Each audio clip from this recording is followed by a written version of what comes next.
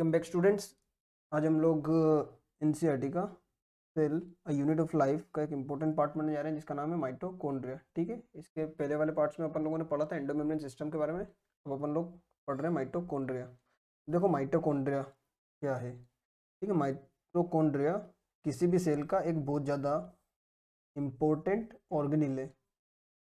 ठीक है, इसको बोलते हैं power house of the cell. ठीक है, माइटोकॉन्ड्रिया को क्या बोलते हैं? Power house of the cell. वैसा क्यों बोलते हैं? सिंपल है, एटीपी प्रोडक्शन का काम करता है ये। ठीक है, मतलब एनर्जी प्रोवाइड करने का काम करता है। ठीक है, उसके अलावा यहाँ पर साइकिल होती है जिसको बोलते हैं अपन लोग क्रेब्स साइकिल। ठीक है, क्रेब्स साइकिल। ठीक है, बेसिकली आप लोग इसको पढ़ोगे प्लांट रेस्पिरेशन में। ठीक है, जो कि एनर्जी के एक्सट्रैक्ट करने में यूज होती है। ठीक है, power house of the cell. दोनों बढ़ते हैं नॉर्मल माइटोकॉन्ड्रिया का एक स्ट्रक्चर। देखो, नॉर्मल सिलेंड्रिकल स्ट्रक्चर होगा इसका। एनसीईआरटी में लिखा है सॉसेज का शेप होता है इसका। ठीक है, सॉसेज आपने देखा होगा। ठीक है, सॉसेज की शेप जैसा होता है, नॉर्मल सिलेंड्रिकल टाइप का। सिलेंड्रिकल टाइप से ही इसका कुछ कुछ शेप होता है। एनसीईआरटी की माने तो सॉसेज शेप का दिखेगा। ठीक है, अगर इसको अपन लोग देखें तो इसकी जो इनर मेम्ब्रेन होगी, ठीक है, माइटोकॉन्ड्रिया कैसा होता है? डुअल मेम्ब्रेन होता है।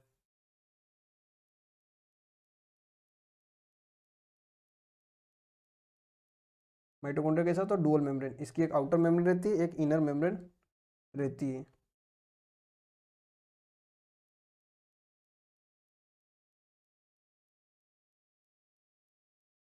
ठीक है, एक आउटर मेम्ब्रेन रहती है, आउटर मेम्ब्रेन, एक इनर मेम्ब्रेन रहती है।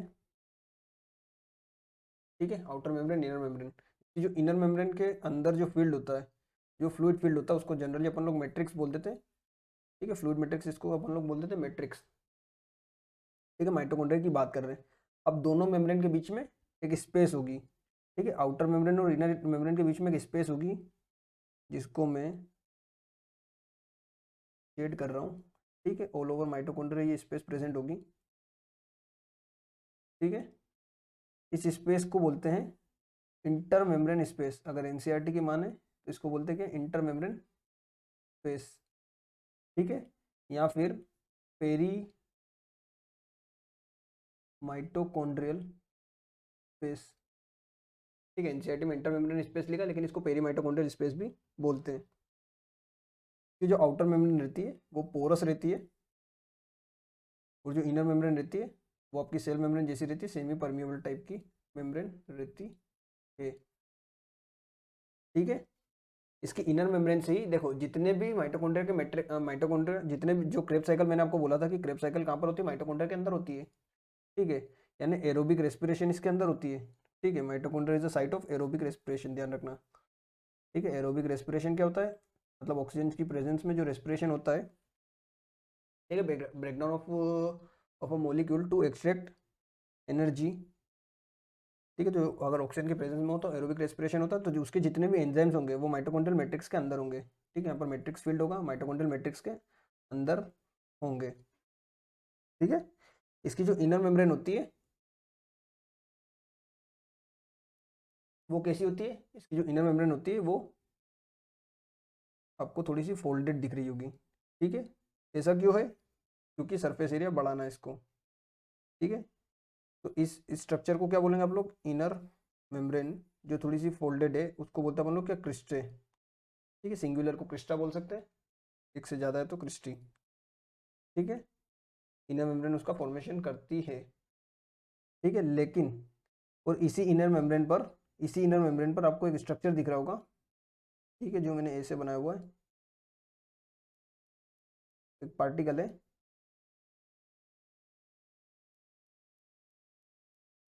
ठीक है, जिसको बोलते हैं अपन लोग ऑक्सीसोम,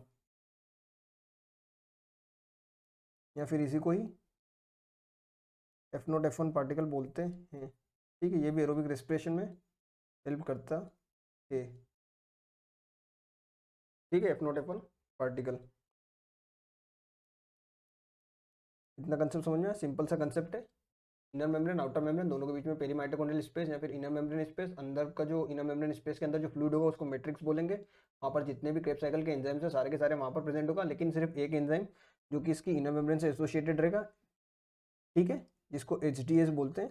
ठीक है, आप लोग इसके बारे में जब आप एरोबिक रेस्पिरेशन पढ़ोगे तो वहाँ पर इसके बारे में अच्छे से पढ़ोगे। ठीक है, ETS वाला जो एंजाइम होता है। ठीक है, तो अगर अपन लोग बात करते हैं के बारे में और डिटेल में, तो यहाँ पर एक स्पेशल स्ट्रक्चर होता है। मैंने आपको बोला था कि जो राइबोसोम होते हैं, ठीक है, यहाँ पर एक अलग टाइप का राइबोसोम होता है इसके अंदर, जो कि होता है कैसा 70S, क्योंकि माइटोकॉन्ड्रिया के पास में खुद का ही सिंगल सर्क्यूलर DNA होगा। ठीक है, सिंगल होगा, सर्क्यूलर होगा और DNA होगा। ठीक है, तो खुद का DNA होगा, खुद का राइबोसोम होगा, तो खुद को खुद वो प्रोटीन बनाएगा। ठीक है, खुद ही प्रोटीन सिंथेसिस करेगा। माइटोकॉन्ड्रिया खुद ही प्रोटीन सिंथेसिस कर सकता है इनकी हेल्प से।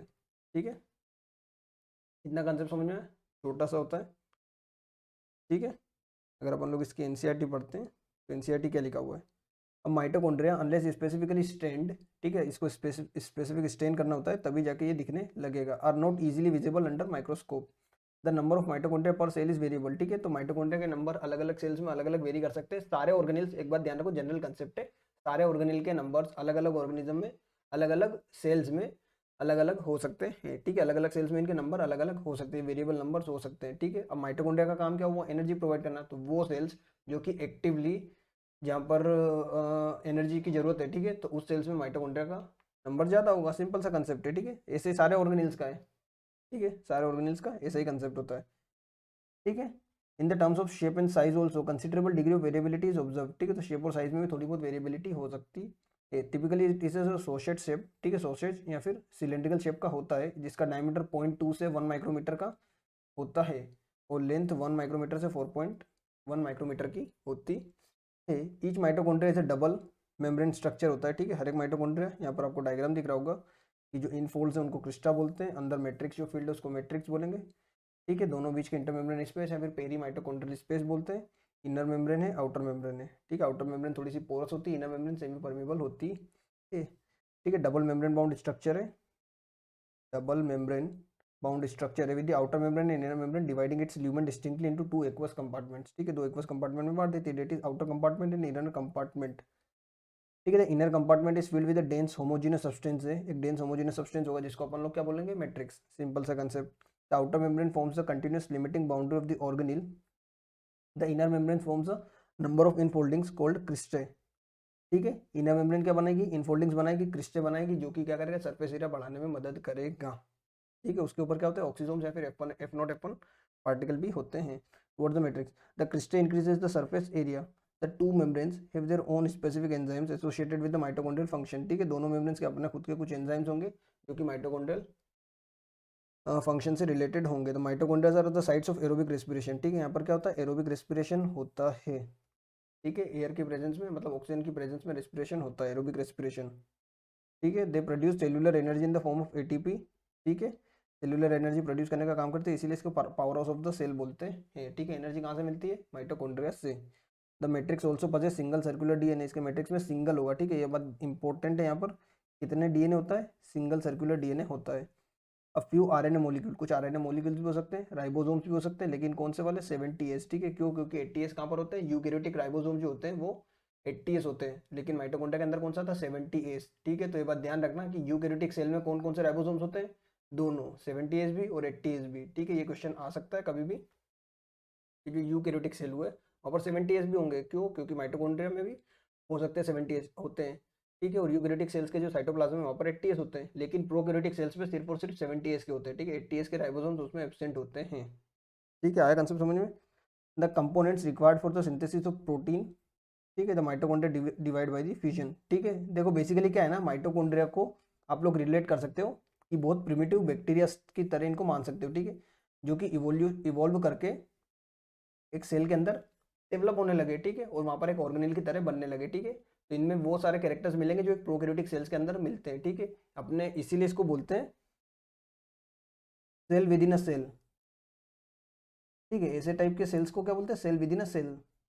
ठीक है, क्योंकि अपने आप ही एक तरह से छोटे सेल की तरह फंक्शन करते हैं। ठीक है, इनकी खुद की प्रोटीन बनाने के सिंथेसिस है, इनके अंदर डीएनए, इनके अंदर आरएनए, इनके अंदर राइबोसोम्स है। ठीक है, तो वहाँ पर थोड़ा बहुत इनका इसे सेल की तरह फंक्शन करने लगते हैं। ठीक है, तो इसको cell within a cell बोल सकते हैं। ठीक है, और जो राइबोसोम होता है, जो 70s राइबोसोम है, इसको बोलते हैं ऑर्गेनिल विद इन ऑर्गेनिल।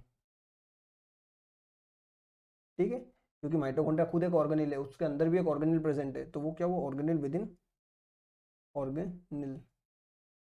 ठीक है, नॉर्मल सा कंसेप्ट है, सिर्फ थोड़ा सा आपको ध्यान रखना है, ये सारी चीज़ें आप लोग ध्यान रखना। ठीक है, जो नेक्स्ट स्ट्रक्चर है या जो नेक्स्ट ऑर्गेनिल है जो कि प्लांट्स में प्रेजेंट होता है, उसको बोलते हैं आप लोग क्या, प्लास्टिड्स। क्या बोलते हो, प्लास्टिड्स। ठीक है, तो प्लास्टिड्स को आप लोग, हम लोग बात करते हैं कि कैसा होता है। देखो, प्लास्टिड भी डबल मेम्ब्रेन स्ट्रक्चर होता है।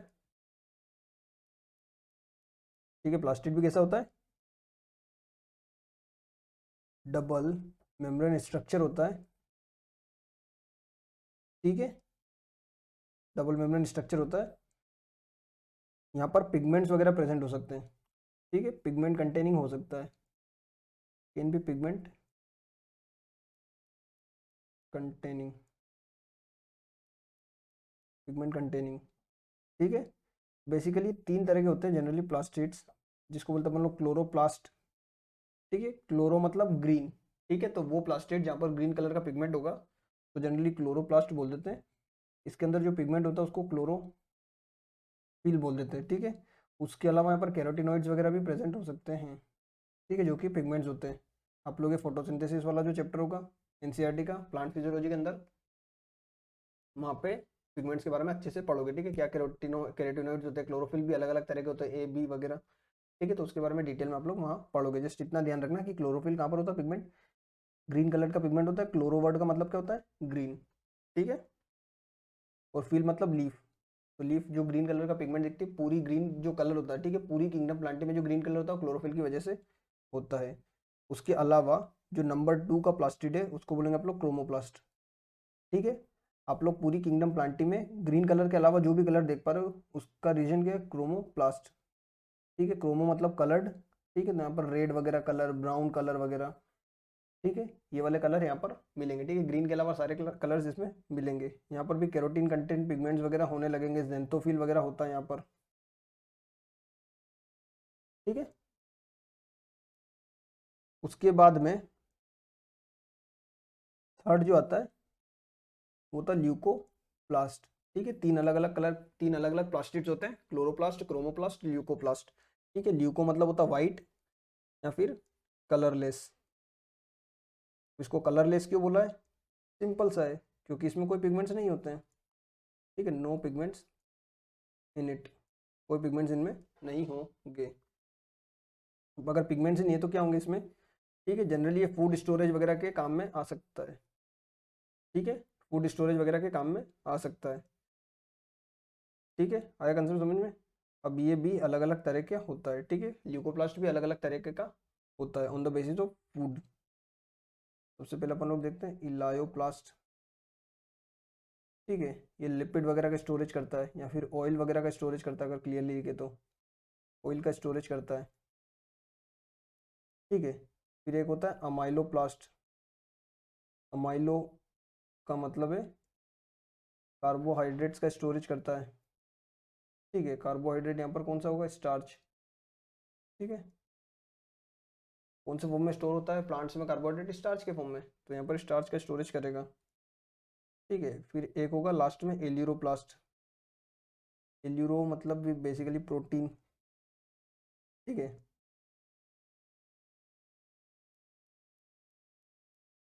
तो जो एल्यूरोप्लास्ट होता है वो प्रोटीन का स्टोरेज करने में मदद करता है। ठीक है, प्रोटीन का स्टोरेज करता है। ठीक है, तो तीन तरह के प्लास्टिड्स होते हैं, जनरली पिगमेंट कंटेनिंग होते हैं प्लास्टिड्स। ठीक है, जो क्लोरोप्लास्ट होगा ग्रीन कलर का पिगमेंट होगा वहाँ पर, मेनली जो क्लोरोफिल वगैरह पिगमेंट होता है उसके अंदर। ठीक है, उसके बाद में अपन लोगों ने पढ़ा क्रोमोप्लास्ट। क्रोमोप्लास्ट क्या होता है, अलग अलग जो ग्रीन कलर के अलावा जितने भी पिगमेंट्स हैं वो सारे के सारे क्रोमोप्लास्ट में होंगे। आपको रेड दिख रहा होगा, आपको ब्राउन वगैरह कलर दिख रहा होगा। ठीक है, उसके अलावा जेंथोफिल्स वगैरह भी होते हैं। ठीक है, कैरोटीन्स वगैरह भी उसके अंदर ही स्टोर रहते हैं। ठीक है। उसके अलावा अगर अपन लोग बात करें लास्ट वाला, उसको बोलते हैं ल्यूकोप्लास्ट। ल्यूकोप्लास्ट का मतलब ही होता है ल्यूको मतलब वाइट या फिर कलरलेस।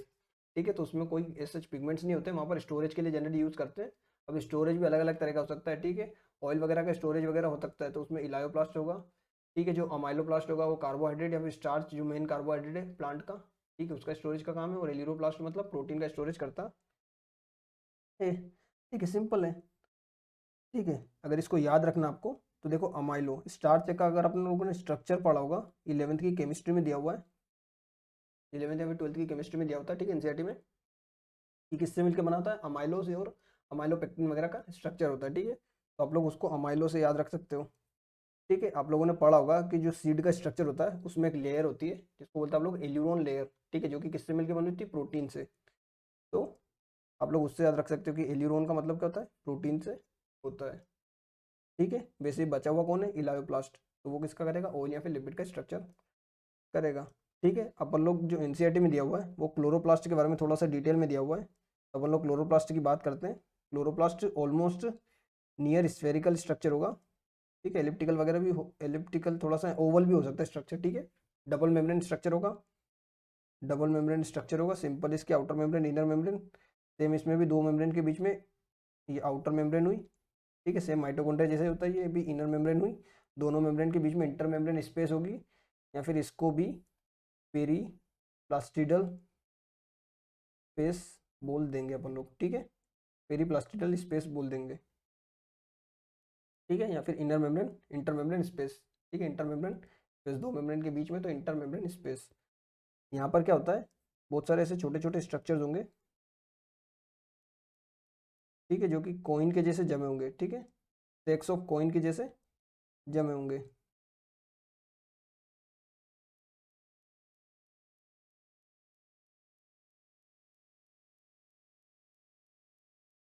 ठीक है, ये आपस में कनेक्टेड होते हैं ऐसे। आया कंसेप्ट समझ में।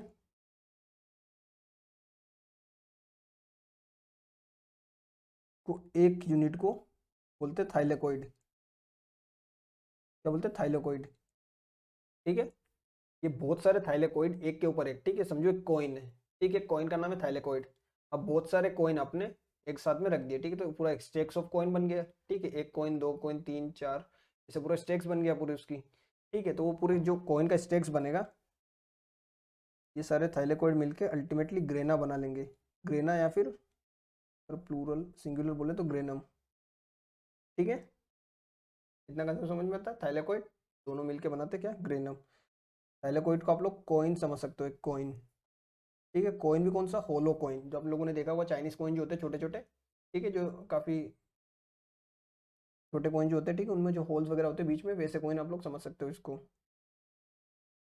ठीक है, उसके बाद में ये जो ग्रेनाज है, ठीक है, एक ग्रेना हुआ, ये दूसरा ग्रेना हुआ, ये तीसरा ग्रेना हुआ, ये सबके सब आपस में इंटरकनेक्टेड है। ठीक है, सबके सब आपस में इंटरकनेक्टेड है। वो बोलते हैं हम लोग क्या, स्ट्रोमा लेमिले। ठीक है, मतलब जो एक स्ट्रक्चर है जहाँ पर है थाइलेकोइड। ठीक है, थाइलेकोइड थाइलेकोइड आपस में बहुत सारे थाइलेकोइड एक साथ अरेंज होकर बना ले ग्रेनम या फिर ग्रेना। ठीक है, वो सारे जो ग्रेनास है आपस में कनेक्टेड है। ठीक है, कैसे कनेक्टेड है वो, स्ट्रोमा लेमिले से। किससे कनेक्टेड है, स्ट्रोमा लेमिले से। ठीक है, सिंपल। के बाद में अगर बात करते हैं इस थाइलेकोइड का क्या फंक्शन हुआ, जो थाइलेकोइड होता है, ठीक है, ये थाइलेकोइड के अंदर क्या होता है, क्लोरोफिल होता है। ठीक है, थाइलेकोइड के अंदर क्या होता है, क्लोरोफिल, जो कि पिगमेंट होता है, ग्रीन कलर का पिगमेंट होता है, जो कि किस में हेल्प करता है आपका, ग्रीन कलर का पिगमेंट होता है, जो कि किस में हेल्प करेगा, फोटोसिंथेसिस में। आया कंसेप्ट समझ में, ग्रीन कलर का पिगमेंट होगा, फोटोसिंथेसिस में हेल्प करेगा। उसके बाद में थाइरॉइड के बीच में क्या होता है, ल्यूमेन होती है। ठीक है, थाइरॉइड के बीच में क्या होती है, ल्यूमेन होती है। ठीक है, तो ये ल्यूमेन वाला एक स्ट्रक्चर होता है, जो कि क्या करता है, एच पॉजिटिव का concentration F not F one particle के थ्रू मैनेज करने का काम करता है। ठीक है, इसके बारे में भी आप लोग रेस्पिरेशन में अच्छे से पढ़ोगे। ठीक है, कि कैसे वो उसको मदद करता है। अगर अपन लोग बात करते हैं थोड़ी सी और डिटेल में इसके। तो बाकी आप लोग इसको माइटोकॉन्ड्रिया से कंपेयर कर सकते हो। इसमें भी 70S राइबोसोम्स होते हैं, ठीक है। तो ये बात हमेशा ध्यान रखना, जब भी ट्रू फॉल्स में अगर ये लाइन आती है कि 70S ribosomes are present in eukaryotic cells, तो आपका आंसर आएगा yes, 70S ribosomes are present in the eukaryotic cell. ठीक है, ये स्टेटमेंट सही है। क्यों? क्योंकि वो क्लोरोप्लास्ट में भी हो सकता है और माइटोकॉन्ड्रिया में भी हो सकता है। ठीक है, सेम इसी को भी यानी क्लोरोप्लास्ट को भी आप लोग बोल सकते हो cell within a cell. ठीक है, क्योंकि यहाँ पर भी राइबोसोम्स होते हैं। माइटोकॉन्ड्रिया में अपन लोगों ने पढ़ा था सिंगल सर्कुलर डीएनए, यहाँ पर एक से ज्यादा हो सकते हैं। ठीक है, सर्कुलर डीएनए तो होगा ही सही, लेकिन 2-3 हो सकते हैं क्वांटिटी में। वहाँ पर सिंगल था यानी एक ही सर्कुलर डीएनए था। उसके अलावा आरएनएस वगैरह भी हो सकते हैं। मतलब अल्टीमेटली अगर बात करें सिंपल लैंग्वेज में, तो यहाँ पर इसकी खुद की प्रोटीन फैक्ट्री लेके चलता है साथ में। ठीक है, डीएनए भी लेके चल रहा है, आरएनए भी लेके चल रहा है, और उसका क्या बोलना चाहिए, राइबोसोम भी लेके चल रहा है। लेकिन कौन सा वाला, 70S वाला राइबोसोम लेके चल रहा है। ठीक है, आया कंसेप्ट समझ में? तो ये होता है आपका पूरा क्लोरोप्लास्ट या फिर आपका प्लास्टिड। ठीक है, अपन लोग इसकी एनसीईआरटी पढ़ते हैं कि एनसीईआरटी में क्या लिखा हुआ है। The plastids are found in all plant cells. ठीक है, सारे प्लांट सेल्स में और यूग्लिनोइड्स में होते हैं। These are easily observed under the microscope as they are large, they bear some specific pigments. ठीक है, thus imparting specific colour to the plants. ठीक है, अलग अलग कलर के पिगमेंट्स होंगे इनमें। Based on the types of pigment, plastids can be classified into, अलग अलग पिगमेंट्स के बेसिस पे क्लोरोप्लास्ट, क्रोमोप्लास्ट और ल्यूकोप्लास्ट, इनको अलग अलग तरह से डिवाइड किया हुआ है। ठीक है, सबसे पहले क्लोरोप्लास्ट की बात कर रहे हैं। क्लोरोप्लास्ट में पिगमेंट होता है क्लोरोफिल, उसमें कैरोटीनॉइड पिगमेंट होता है। ठीक है, which are responsible for trapping light energy. ठीक है, लाइट एनर्जी को ट्रैप करके और उसको अल्टीमेटली फूड के फॉर्म में कन्वर्ट कर देता है। ठीक है, ठीक है, तो उसको किस प्रोसेस में होती है, photosynthesis. Ultimately chlorophyll pigment photosynthesis में हेल्प करता है। ठीक है, इन द क्रोमोप्लास्ट, क्रोमोप्लास्ट क्या होता है, फेट सोल्यूबल कैरोटीनॉइड्स पिगमेंट्स होंगे, जैसे कि कैरोटीन, जेंथोफिल्स और अदर्स आर प्रेजेंट। ठीक है, तो यहाँ पर कैरोटीनॉइड्स वगैरह और ये प्रेजेंट हो सकते हैं। This gives the part of a plant yellow, orange, red colour. ठीक है, रेड, येलो, ऑरेंज, ब्राउन वगैरह जितने भी, ग्रीन के अलावा जितने भी कलर है, क्रोमोप्लास्ट। ठीक है, क्रोमो मतलब ही कलर होता है। ल्यूकोप्लास्ट, ल्यूकोप्लास्ट कलरलेस प्लास्टिड्स होते हैं। और वेरिड साइज, शेप और साइज के, अलग अलग साइज, शेप और साइज के हो सकते हैं, क्योंकि न्यूट्रिएंट्स वगैरह एब्जॉर्ब स्टोर करने का काम करते हैं। 3 तरह के होते हैं ये भी। अमाइलोप्लास्ट जो कि क्या करेगा, कार्बोहाइड्रेट्स को स्टोर करेगा, मेनली स्टार्च, जैसे पटेटो में। इलायोप्लास्ट, ठीक है, इलायोप्लास्ट कैसा होता है, ऑयल्स या फैट्स वगैरह को स्टोर करने का काम करता है। और लास्ट था क्या, एल्यूरोप्लास्ट, जो कि प्रोटीन्स को स्टोर करने का काम करता है। ठीक है, तो 3 स्ट्रक्चर अपन लोगों ने पढ़ा। उसके बाद अपन पढ़ते हैं कि majority of the chloroplast of the green plants are found in the mesophyll cells. अब देखो, प्लांट्स में एक सेल होती है। ठीक है, या बोल सकते हैं प्लांट्स में एक तरह की सेल्स होती है जिसको बोलते हैं हम लोग मेसोफिल सेल्स। ठीक है, तो उसी में सबसे ज्यादा क्लोरोफिल होगा। ठीक है, क्लोरोप्लास्ट होगा बोलना चाहिए फिर। ठीक है, तो जो भी जो क्लोरोप्लास्ट होगा, ठीक है, जो मेसोफिल सेल्स होगी लीव्स की, वहां पर सबसे ज्यादा प्रेजेंट होगा क्या, आपका मेसोफिल सेल्स में सबसे ज्यादा क्लोरोप्लास्ट प्रेजेंट होगा। ठीक है, अब इसकी अलग अलग शेप हो सकती है। इन जनरल इसको ओवल या फिर स्फेरिकल शेप का बोल सकते हैं, लेकिन ये लेंस का शेप का भी हो सकता है, ओवल भी हो सकता है, स्फेरिकल भी हो सकता है, डिस्कॉइड भी हो सकता है यानी डिस्क लाइक भी हो सकता है, और रिबन लाइक भी होता है। ठीक है, रिबन लाइक भी हो सकता है। इसकी साइज अलग अलग हो सकती है। 5 से 10 माइक्रोमीटर का ये होता है लेंथ में, और 2 से 4 माइक्रोन्स का विड्थ में होता है। ठीक है, इनका नंबर भी वेरी कर सकता है। ठीक है, किसी किसी सेल्स में सिर्फ एक होगा, जैसे क्लेमाइडोमोनास। ठीक है, क्लेमाइडोमोनास एल्गा है जिसमें एक भी हो सकता है, और 20 से 40 भी हो सकते हैं मेसोफिल सेल्स में। ठीक है, मेसोफिल सेल्स सेल से लीव्स की अंदर। ठीक है, like mitochondria, the chloroplast are double membrane bound. ठीक है, बाकी पूरा माइटोकॉन्ड्रिया के जैसे आप इसको मान सकते हो, डबल मेम्ब्रेन बाउंड होगा। इनर क्लोरोप्लास्ट मेम्ब्रेन होगी जो कि रिलेटिवली लेस परमिएबल होगी। ठीक है, the space limited by the inner membrane of the chloroplast is called as stroma. ठीक है, जैसे वहां पर आप लोग क्या बोल रहे थे, matrix, matrix and stroma almost similar सी चीजें होती है। ठीक है, तो अंदर की स्पेस को बोल दिया इन्होंने स्ट्रोमा, जिसमें क्या प्रेजेंट होगा, थाइलेकोइड्स होगा। ठीक है, number of organised flattened membranous sacs. ठीक है, अब ये क्वेश्चन पूछा हुआ क्वेश्चन में से एक है, ध्यान रखना। जो थाइलेकोइड्स होते हैं वो कैसे होते हैं, कॉइन लाइक होते हैं। ठीक है, कॉइन लाइक होते हैं, लेकिन कैसे होंगे, फ्लैटेंड यानी फ्लैट होंगे। ऑब्वियस सी बात है, कॉइन कैसे होता है, फ्लैट होता है। मेम्ब्रेनस सेक्स होंगे। ठीक है, क्यों, क्योंकि ये ऐसे आपको दिखेंगे, थाइलेकोइड्स जो होंगे ना वो आपको ऐसे दिखेंगे। अंदर की तरफ इसमें क्या होगा, ल्यूमेन प्रेजेंट होगी। ठीक है, तो फ्लैट हुआ, मेम्ब्रेनस हुआ, सेक लाइक स्ट्रक्चर हुआ। ठीक है, और are present in the stroma, ठीक है। The thylakoids are arranged in stacks like the piles of coins called as a grana, या फिर सिंगुलर में ग्रेनम, और द इंटरग्रेनल थाइलाकोइड्स, ठीक है, इंटरग्रेनल थाइलाकोइड्स भी बोल सकते हैं उनको, ठीक है। In the addition there are flat membranous tubules called as stroma lamellae, ठीक है, स्ट्रोमा लेमिली होगी जो कि बीच में कनेक्शन करने का काम करेगी दो थाइलाकोइड्स या फिर ग्रेना के बीच में। The membranes of the thylakoids enclose a space called as a lumen, ठीक है। थाइलाकोइड की मेम्ब्रेन मैंने आपको बताया कि जो बीच में होगा क्या, थाइलाकोइड की मेम्ब्रेन में ल्यूमेन प्रेजेंट होगी, एक थाइलाकोइड के बीच में क्या होगा, ल्यूमेन प्रेजेंट होगी। The stroma of the chloroplast contains the enzymes required for the synthesis of carbohydrates and protein. Simple सा कंसेप्ट है कि स्ट्रोमा में जो एंजाइम होंगे वो कार्बोहाइड्रेट और प्रोटीन वगैरह सिंथेसिस करने का काम करते हैं। क्यों? क्योंकि इसके खुद के पास आरएनए, इसके खुद के पास डीएनए, इसके खुद के पास राइबोसोम है। It contains small double stranded circular DNA molecule and ribosome, ठीक है। तो सिंगल कहाँ पर होगा, माइटोकॉन्ड्रिया में, लेकिन यहाँ पर सिंगल नहीं है। एनसीईआरटी ने क्लियरली लिखा भी है यहाँ पर कि कोई सिंगल यहाँ पर नहीं है, ठीक है। सिंगल वहाँ पर इसीलिए स्पेसिफाई कर दिया था माइटोकॉन्ड्रिया में। यहाँ पर सिर्फ इसने लिखा कि स्मॉल होगा, डबल स्ट्रैंडेड होगा और सर्कुलर डीएनए मॉलिक्यूल होगा, और राइबोसोम्स भी इसमें प्रेजेंट होंगे। कौन से? 70S वाले हैं। तो chlorophyll pigments are present in thylakoids, ठीक है। थाइलाकोइड्स में क्लोरोफिल मेम्ब्रेन पिगमेंट प्रेजेंट होगा जो कि फोटोसिंथेसिस में हेल्प करता है। The ribosomes of the chloroplast are smaller 70 than the cytoplasmic ribosomes, ठीक है। सिंपल सा कंसेप्ट है, ठीक है। तो दोनों को आप प्लास्टिड्स को और माइटोकॉन्ड्रिया को साथ में पढ़ सकते हो। थोड़ा बहुत दोनों में डिफरेंस है, बाकी काफ़ी सारी चीज़ें इनमें कॉमन है, ठीक है। तो जो नेक्स्ट स्ट्रक्चर अपन लोग पढ़ने वाले हैं उसका नाम है राइबोसोम, ठीक है। राइबोसोम का मतलब क्या होता है?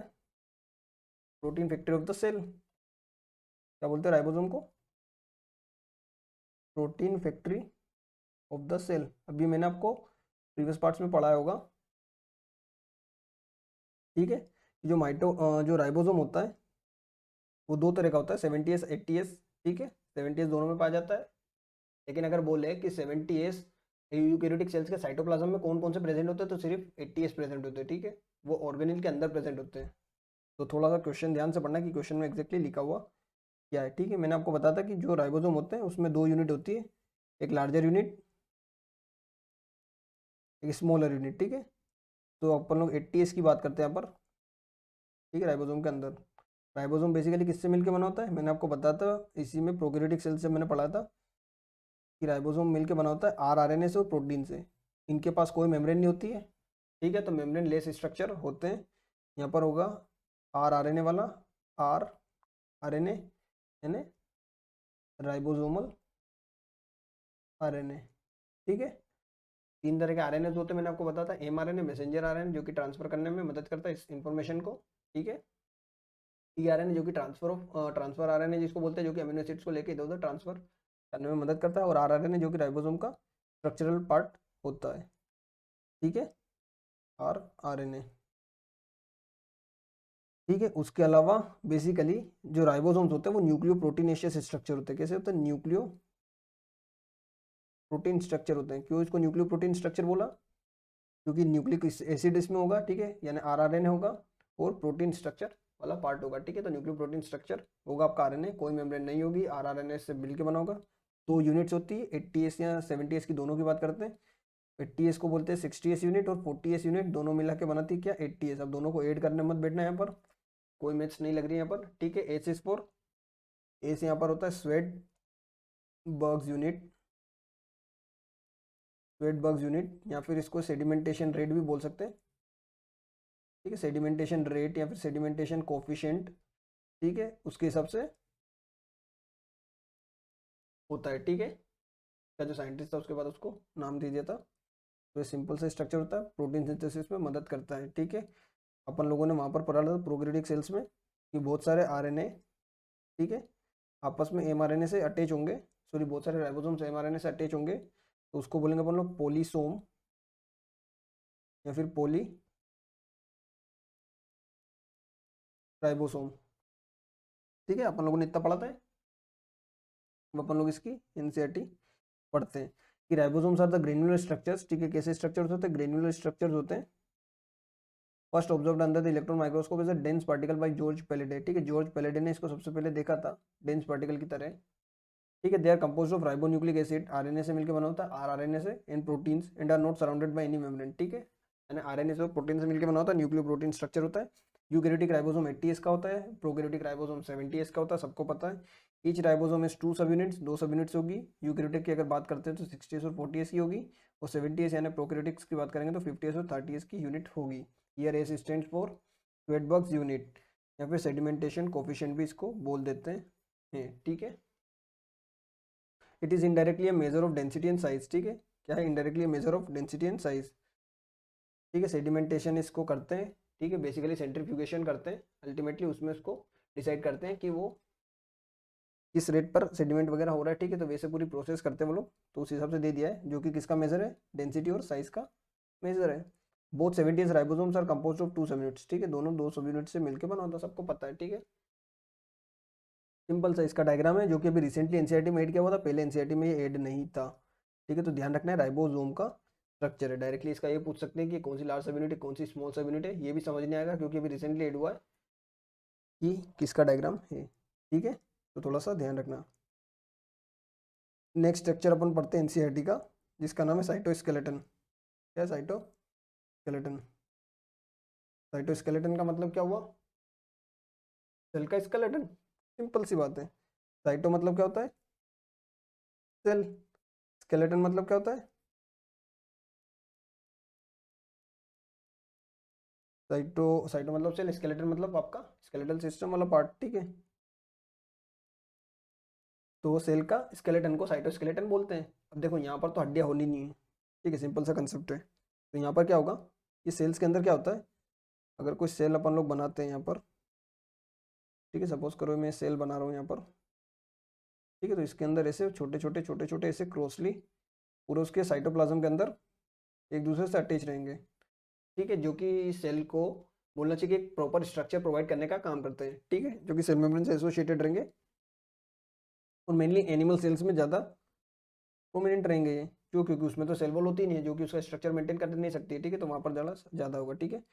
तो बेसिकली ऐसे स्ट्रक्चर्स होंगे, यहाँ पर क्या होंगे, बेसिकली फाइबर्स होंगे, ठीक है, जो कि उसका सेल का स्ट्रक्चर मेंटेन करने का काम करेगा। स्केलेटन सिस्टम का फंक्शन क्या होता है, क्योंकि वो सेल को पूरी बॉडी को एक जगह पे खड़े करके रखता है, ठीक है, या फिर पूरा संभाल के रखता है ताकि वो पूरी बॉडी जो बिखर ना जाए, ठीक है। तो यहाँ पर भी इसका ये फंक्शन होगा। बेसिकली जो फाइबर्स है ये कुछ भी नहीं है, ये माइक्रोफिलामेंट्स होंगे या माइक्रोफाइबर्स होंगे, ठीक है, ऐसे स्ट्रक्चर होंगे जो कि प्रोटीन के स्ट्रक्चर्स होते हैं, ठीक है, प्रोटीन के स्ट्रक्चर होंगे, माइक्रोट्यूब्यूल्स वगैरह होंगे इसमें, ठीक है, तो उससे मिलकर बना होता है, जो कि प्रोटीन का स्ट्रक्चर होता है, वो साइटोस्केलेटन बनाता है। सिंपल सा कंसेप्ट है, अपन लोग एनसीईआरटी पढ़ते हैं। An elaborate network of filamentous proteinaceous structures consisting of the microtubules, microfilaments, intermediate filaments present in the cytoplasm is collectively referred to as a cytoskeleton. The cytoskeleton is in a cell or are involved in the many functions such as mechanical support, motility, ठीक है, motility वगैरह में maintenance of the shape of the cell, ठीक है, तो mainly mechanical support करेगा, ठीक है, ताकि उसको कुछ भी झटके लगे तो उसकी शेप एज सच मेंटेन रहे, उसकी शेप मेंटेन करने में मदद करेगा, और मोटिलिटी में भी हेल्प कर सकता है, ठीक है। आया कंसेप्ट समझ में, सिंपल सा कंसेप्ट है। अपन लोग इसके बाद में चलते हैं एक मेजर ऑर्गेनल की ओर, जो कि आपका सीलिया और फ्लैजिला, ठीक है, क्या है उसका नाम, सीलिया और फ्लैजिला, ठीक है। देखो सीलिया क्या होता है, ऑल ओवर बॉडी प्रेजेंट होता है, ठीक है, ऑल ओवर सेल प्रेजेंट होता है, ऐसा नहीं होगा कि सेल में सिर्फ एक सीलिया होगा, इससे बहुत सारे उसकी ऑल ओवर बॉडी में सीलिया प्रेजेंट होंगे। लेकिन फ्लैजिला क्या होता है, फ्लैजिला क्या होता है, किसी एक सेल में, जैसे आप लोगों ने स्पर्म देखा होगा, ठीक है, स्पर्म सेल देखा होगा, तो स्पर्म सेल में एक फ्लैजिला होगा, ठीक है। तो जनरली अगर अपन लोग हायर ऑर्गेनिजम्स की बात करते हैं तो जनरली 1 2 3 4 ऐसे फ्लैजिलास होते हैं, ठीक है। बहुत सारे ऐसा नहीं होगा कि ऑल ओवर बॉडी वहाँ पर फ्लैजिलास ही फ्लैजिलास निकल जाएंगे, ठीक है, तो सच ऐसा होता नहीं है। और फ्लैजिला कंपेरेटिवली उसकी लार्जर साइज के होते हैं, ठीक है, तो मूवमेंट वगैरह में मदद करता है। अगर अपन लोग बात करते हैं बेसिक स्ट्रक्चर्स की, तो जो फ्लैजिला होता है, ठीक है, फ्लैजिला जनरली मूवमेंट में मदद करता है, इसमें मूवमेंट में मदद करता है। लेकिन जो सीलिया होता है वो उसके सराउंडिंग जो फ्लूइड होगा या जिसमें भी मीडियम में वो प्रेजेंट होगा उसको मूव करने का मदद करेगा, ठीक है। काफ़ी कम ऐसा आप लोगों ने देखा होगा कि बॉडी में सीलिया मदद कर रहा है मोटिलिटी में, ठीक है, सच किसी मोटिलिटी में सीलिया का सच फंक्शन होता नहीं, हो सकता है, होता नहीं है, ठीक है। आप लोगों ने देखा होगा कि जितने भी होलो ऑर्गन्स होंगे, जैसे फेलोपियन ट्यूब है, ट्रेकिया वगैरह है, ठीक है, या फिर नेफ्रॉन ट्यूब्यूल्स वगैरह होते हैं, ठीक है, जो आपके किडनी के ट्यूब्यूल्स वगैरह होते हैं, ठीक है, वहाँ पर सब दूर सीलिया प्रेजेंट होते हैं, सीलिएटेड एपिथेलियम होती है वहाँ पर, ठीक है, जो कि उसमें जो भी फ्लूइड होगा उसको मूव करने में मदद करेगा। जैसे अगर नेफ्रॉन्स वगैरह में होंगे तो उसको फिल्ट्रेट को मूव करने में मदद करेगा। ट्रेकिया वगैरह में होंगे तो ठीक है, वो डस्ट पार्टिकल्स वगैरह को अंदर जाने से बचाएगा, या म्यूकस वगैरह को बाहर मूव करेगा। फेलोपियन ट्यूब वगैरह में होगा तो उसको ओवा वगैरह को मूवमेंट करने में मदद करेगा। अगर स्पर्म वगैरह में अगर फ्लैजिलाज होते हैं, ठीक है, सीलिया की बात कर रहे हैं, ठीक है, फ्लैजिला जनरली बॉडी में स्पर्म में होते हैं, ठीक है, तो वो उसको मोटिलिटी प्रोवाइड करने का काम करते हैं। ठीक है, सिंपल सा कंसेप्ट समझ में आया? जो सीलिया होते हैं कंपेरेटिवली स्मॉलर इन साइज होते हैं, फ्लैजिलास कंपेरेटिवली लॉन्गर इन साइज होंगे। ठीक है, सीलिया आपको छोटे छोटे हेयर लाइक स्ट्रक्चर्स दिखेंगे सेल के ऊपर। ठीक है, ऐसे छोटे छोटे हेयर लाइक स्ट्रक्चर्स दिखेंगे। अगर ये सेल है तो छोटे छोटे हेयर लाइक स्ट्रक्चर्स दिखेंगे। लेकिन अगर एक पूरा सेल है तो उस पर से बड़ा सा फ्लैजिला आपको दिखेगा। ठीक है, जो कि उसकी मोटिलिटी में मदद करेगा। आया कंसेप्ट समझ में? अब अपन लोग इसके स्ट्रक्चरल पार्ट पर चलते हैं। ठीक है, कि एक सीलिया या एक फ्लैजिला, दोनों का जो बेसिक स्ट्रक्चर है वो पूरा सेम होता है। ठीक है, देखो क्या होता है, कोई भी सीलिया या फ्लैजिला कैसे मिलके बना होता है।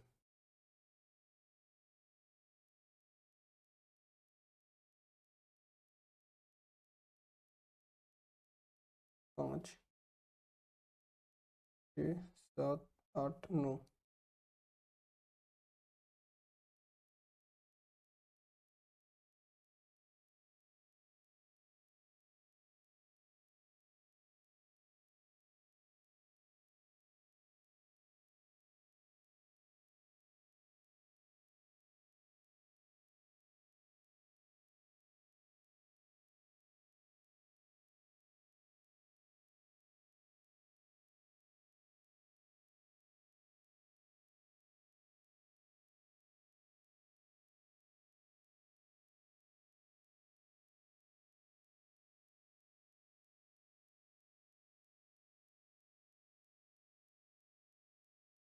ठीक है, तो ऐसा कुछ कुछ सेल का स्ट्रक्चर होता है सीलिया का या फिर फ्लैजिला का।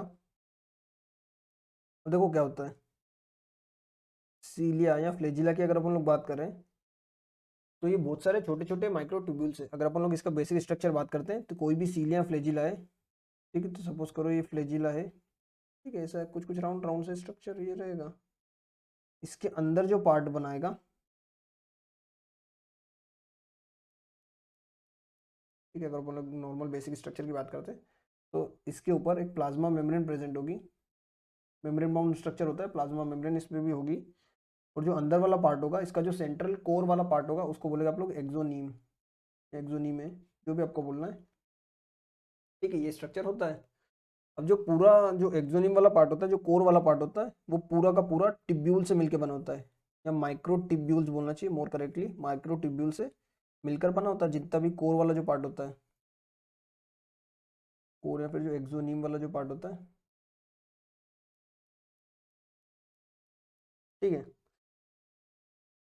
बेसिकली जो माइक्रोट्यूब्यूल्स होते हैं, आप लोग अगर देख पा रहे होगे कौन सा माइक्रोट्यूब्यूल है, जैसे 1, 2, 3, 4 ये वाले जितने भी स्ट्रक्चर है, जितने भी आपको सर्कुलर स्ट्रक्चर दिख रहे हैं, चाहे वो फुल सर्कल हो चाहे हाफ सर्कल हो, वो माइक्रोट्यूब्यूल से मिलकर बने हो।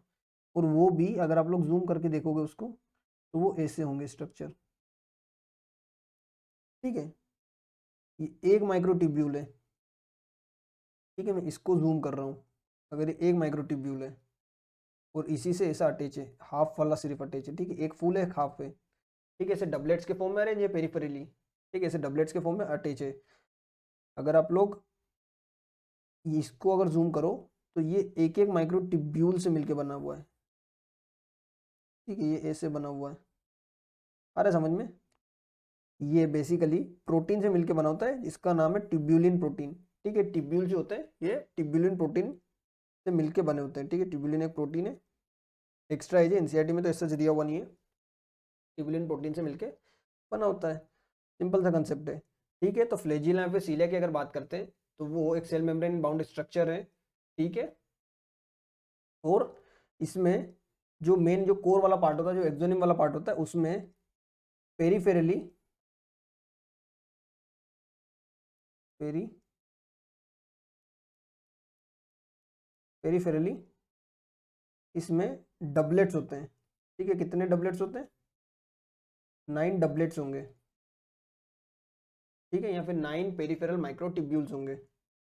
ठीक है, और सेंट्रली 2 माइक्रोट्यूब्यूल्स होंगे, ठीक है, 2 सेंट्रल माइक्रोट्यूब्यूल्स होंगे, 9 पेरिफेरली डबलेट्स होंगे, ठीक है, माइक्रोट्यूबुलर डबलेट्स होंगे, ठीक है, पेरिफेरल माइक्रोट्यूब्यूल, पेरिफेरल माइक्रोट्यूब्यूल और सेंट्रल माइक्रोट्यूब्यूल, ठीक है, तो पेरिफेरल में 9 होंगे, वो भी कैसे होंगे, डबलेट होंगे, और वो भी डबलेट एक कंप्लीट होगा और एक हाफ होगा, ठीक है, आप लोग डायग्राम में देख पा रहे होगे एनसीईआरटी के, एक कंप्लीट होगा और एक हाफ होगा, ठीक है। आया कंसेप्ट समझिए, जो सेंट्रली होंगे वो पूरे पूरे होंगे और सारे के सारे आपस में कनेक्टेड है, ठीक है, जिसको बोलेंगे आप लोग इंटर डबलेट ब्रिज से। आप लोग देख पा रहे होगे कि ये एक, ये दो, ये तीन, ऐसे के सारे इंटर डबलेट ब्रिज से कनेक्टेड है, ठीक है, सारे के सारे जो रेड वाला स्ट्रक्चर है वो इंटर डबलेट ब्रिज से कनेक्टेड है, ठीक है, सारे के सारे पेरिफेरल माइक्रोट्यूब्यूल्स।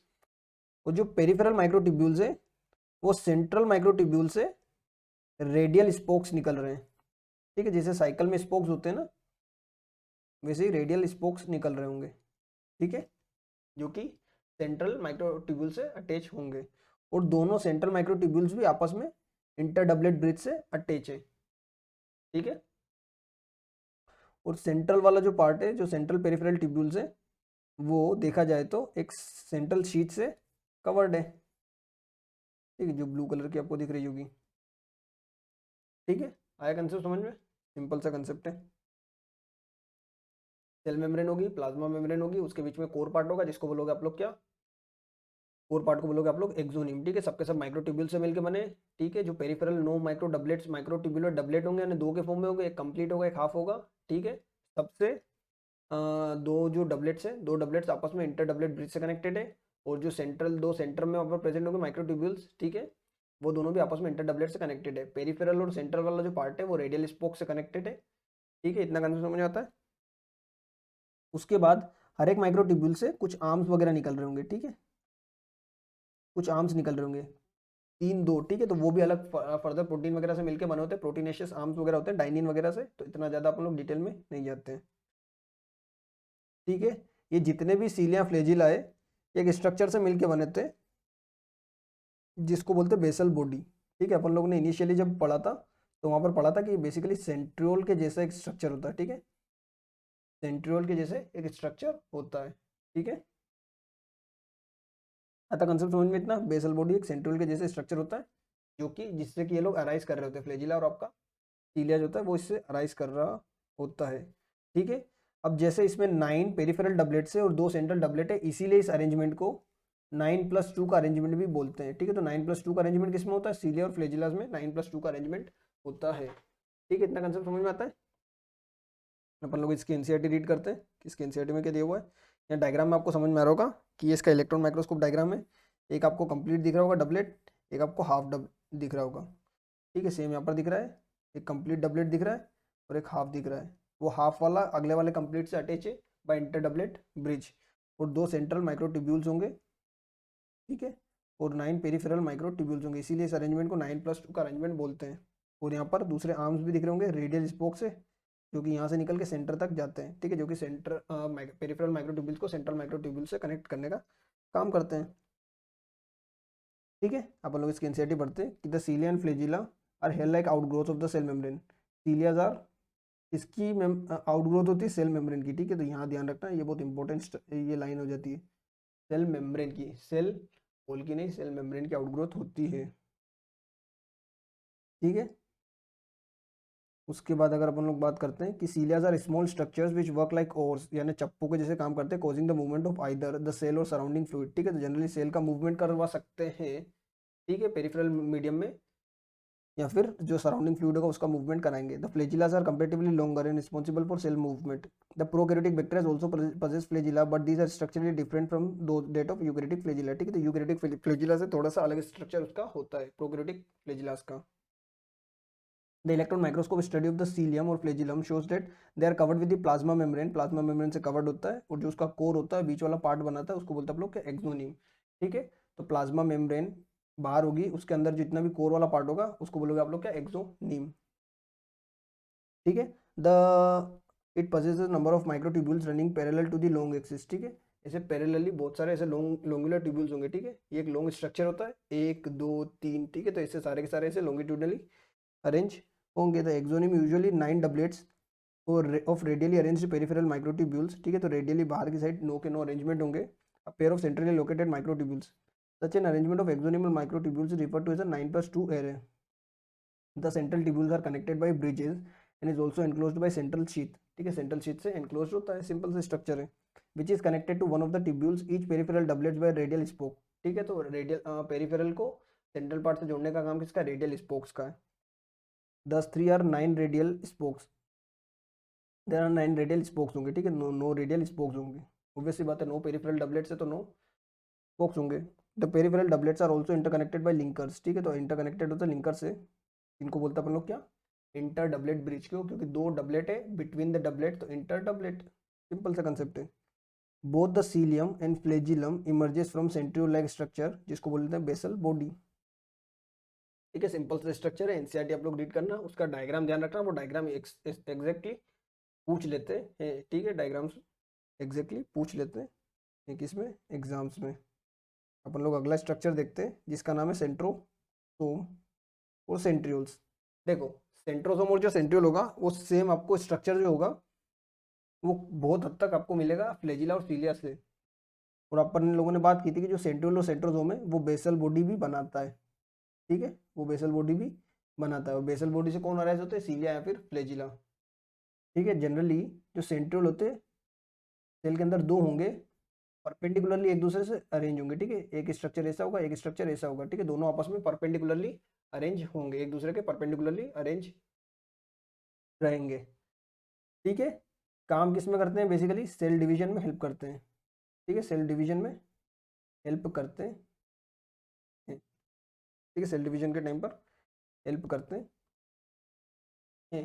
अब इनका जो स्ट्रक्चर होता है वो सेम सीलिया और फ्लैजिला के जैसे ही रहेगा, बस थोड़ा सा फर्क रहेगा। तो यहाँ पर 2 मेन फर्क है, सीलिया और फ्लैजिला के जैसे स्ट्रक्चर रहेगा, ठीक है। प्लाज्मा मेम्ब्रेन होगी, बीच वाला पार्ट होगा। यहाँ पर जो यहाँ पर सीलियास में जो डबलेट्स थे तो यहाँ पर हो जाएंगे 9 पेरिफेरल ट्रिपलेट्स, ठीक है। ऐसे 9 पेरिफेरल ट्रिपलेट्स होंगे,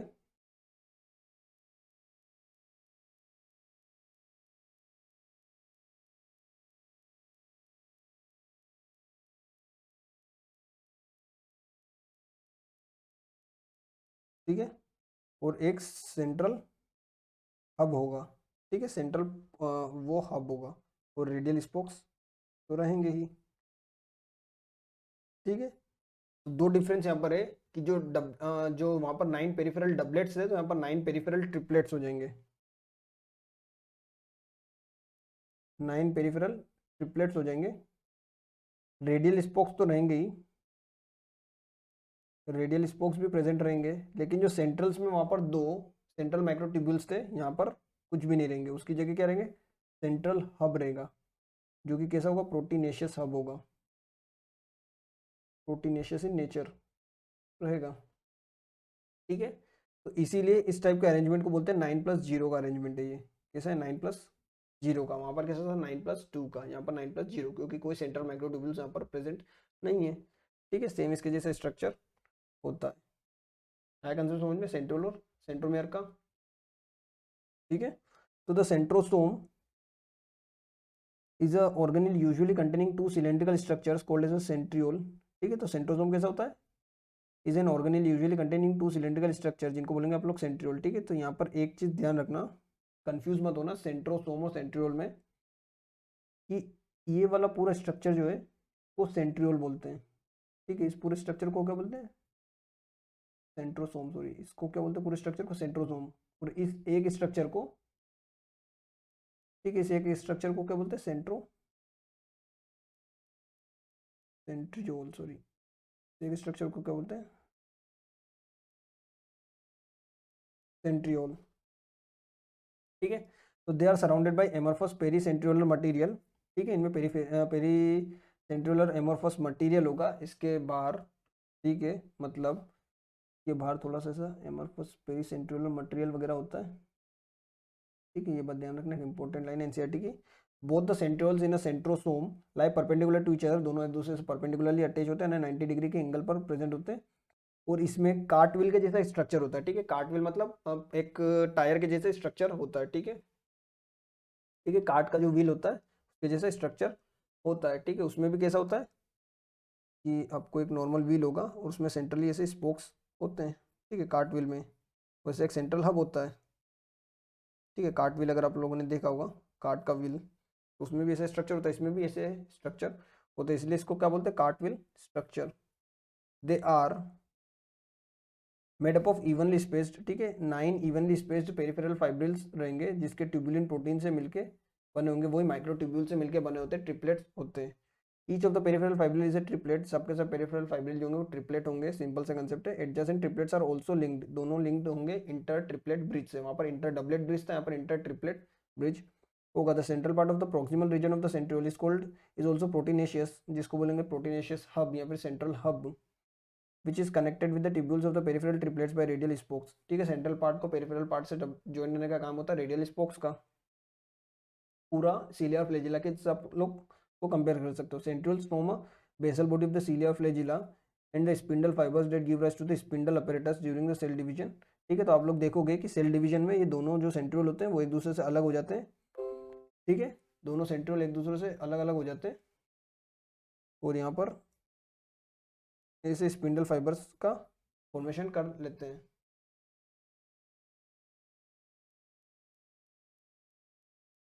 ठीक है, आया इतना कंसेप्ट समझ में, तो उसको बोलते हैं स्पिंडल अपरेटस वगैरह।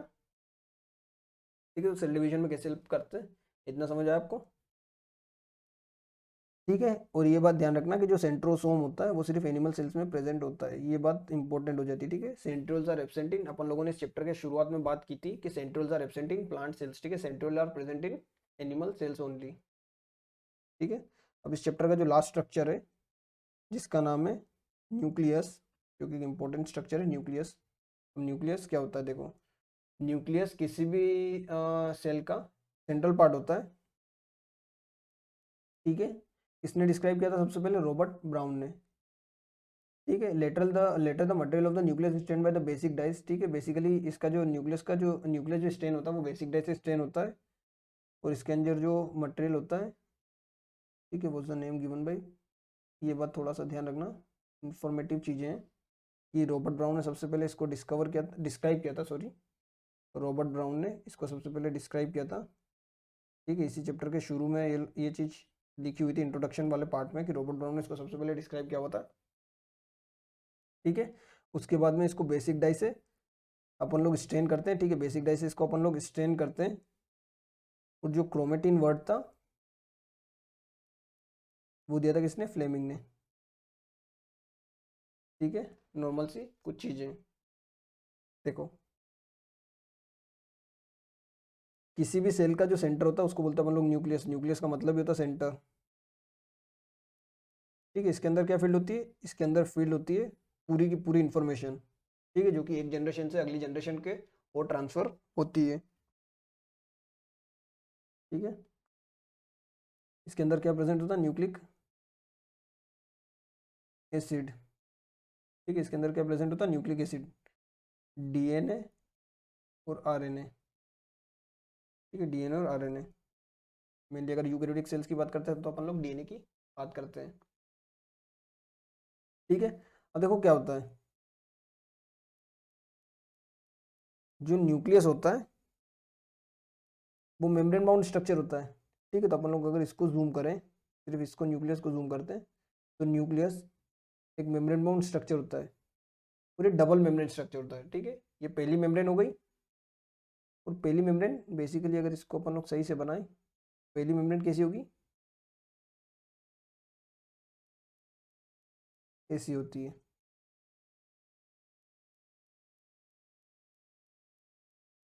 पहली मेम्ब्रेन ऐसी होती है।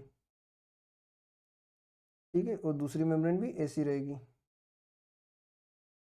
के ऊपर, मतलब डिसकंटिन्यूस रहती है, अगर अल्टीमेटली मैं बोलूँ तो डिसकंटिन्यूस रहती है। डिसकंटिन्यूस होने का मतलब क्या हुआ कि यहाँ पर पोर्स प्रेजेंट होते हैं। ठीक है, यहाँ पर अल्टीमेटली दो मेम्ब्रेन फ्यूज होने की वजह से यहाँ पर न्यूक्लिक पोर्स प्रेजेंट होते हैं। ठीक है, इस न्यूक्लिक पोर से सिंपल सा है कि ट्रांसपोर्ट ऑफ सब्सटेंस होता है, ट्रांसपोर्ट होता है। सब्सटेंस क्या है यहाँ पर, आरएनए डीएनए। ठीक है, तो आरएनए डीएनए वगैरह का ट्रांसपोर्ट होगा। अब डीएनए का तो होगा नहीं, ऑब्वियस सी बात है, डीएनए तो वहीं होता है, तो जनरली आरएनए वगैरह का या फिर प्रोटीन वगैरह पार्ट का, क्योंकि न्यूक्लियस के अंदर तो प्रोटीन बनेगा नहीं, प्रोटीन बनेगा कहाँ, राइबोसोम में। राइबोसोम कहाँ होता है, साइटोप्लाज्म में, तो प्रोटीन बाद में अंदर मूव करने का काम करते हैं। ठीक है, तो इसी के पोर्स के थ्रू। आपको पता है कि जो आउटर मेम्ब्रेन है माइटो न्यूक्लियर मेम्ब्रेन की, वो किससे अटैच है, जो आउटर मेम्ब्रेन है यहाँ से ही कंटिन्यू हो रहा होगा कौन,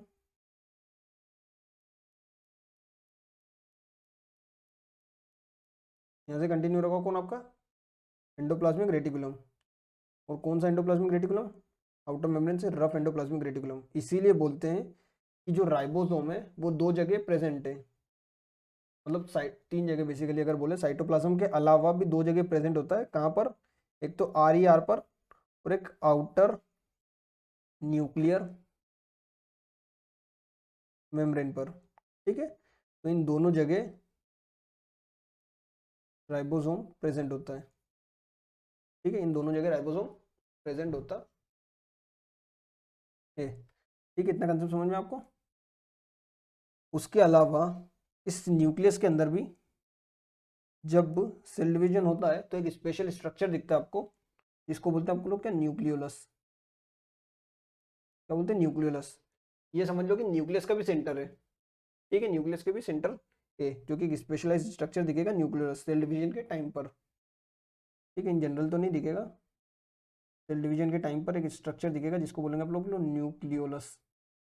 ठीक है, इस न्यूक्लियोलस का जो काम होगा वो क्या होगा, वो बोल सकते हो आप लोग क्या, राइबोसोमल आरएनए, या फिर जो आर आरएनए है, आर आरएनए का सिंथेसिस करवाने में मदद करता है। या फिर बोलना चाहिए, अगर इनडायरेक्टली बोले तो, अगर क्वेश्चन में लिखा हो कि राइबोसोम का सिंथेसिस करवाता है तो वो भी सही है, और आर आर एन और राइबोसोम का सिंथेसिस करवा रहा है तो क्वेश्चन में ऐसे भी लिखा जा सकता है कि प्रोटीन सिंथेसिस में हेल्प करता है। तो तीनों बातें सही है। ठीक है, प्रोटीन सिंथेसिस में हेल्प करता है। ठीक है, तो आर आर एन ए का सिंथेसिस करता है वो भी सही है। राइबोसोम का सिंथेसिस करवा रहा है क्योंकि आर आर एन ए का सिंथेसिस करवा रहा है तो वो बात भी सही है। तो प्रोटीन का सिंथेसिस करवा रहा है क्योंकि उन आर आर एन और राइबोसोम का सिंथेसिस करवा रहा है तो वो बात भी सही है। ठीक है, तो तीनों बातें सही हो सकती है। तो nucleolus is associated with protein synthesis, associated with ribosome synthesis, associated with r R N A synthesis, तो तीनों बातें सही है। ठीक है, आया कंसेप्ट समझ में। अब देखो क्या होता है, जो न्यूक्लिक एसिड होता है इन जनरल, तो वो डिस्पर्स्ड रहता है न्यूक्लियस के अंदर, वो डीएनए के फॉर्म में रहता है। ठीक है, बाद में जैसे जैसे सेल डिवीजन स्टार्ट होता है तो ये न्यूक्लिक एसिड कंडेंस होने लगता है। ठीक है, ये न्यूक्लिक एसिड कंडेंस होने लगता है, कंडेंस होके ये बना लेता है क्रोमेटिन। ठीक है, ये न्यूक्लिक एसिड कंडेंस होके क्रोमेटिन बना लेता है। या फिर बोलना चाहिए कि जब न्यूक्लिक एसिड, यानी मैं लिख लेता हूँ इसको, डीएनए के साथ में प्रोटीन वाला पार्ट, चाहे वो हिस्टोन हो, histone and non histone protein होगा। ठीक है, ये सब कुछ होगा, तो इसको बोलेंगे आप लोग क्रोमेटिन। ठीक है, क्रोमेटिन किसको बोलेंगे, न्यूक्लिक एसिड प्लस प्रोटीन वाला जो पार्ट होगा उसको बोलेंगे आप लोग क्या, क्रोमेटिन। अब बेसिकली अगर इसको देखते हैं अपन लोग माइक्रोस्कोप में, तो माइक्रोस्कोप में ये ऐसा दिखता है। ठीक है, ये कैसा दिख रहा है, बीड्स ऑन स्ट्रिंग, मतलब ऐसा लग रहा है कि एक धागे के अंदर बहुत सारे मोती होंगे। ठीक है, एक धागे के अंदर बहुत सारे मोती होंगे। ठीक है, जब अपन लोगों ने इसको इलेक्ट्रॉन माइक्रोस्कोप में देखा, ठीक है, इस बारे में ट्वेल्थ में काफ़ी अच्छे से दिया हुआ है। ठीक है, मैं सिर्फ एक जनरलाइज्ड आइडिया दे रहा हूँ आपको, कि जब अपन लोगों ने देखा इसको तो ये दिखा कि एक यहाँ पर एक सर्कुलर स्ट्रक्चर है, एक स्फेरिकल स्ट्रक्चर है। ठीक है, जिसपे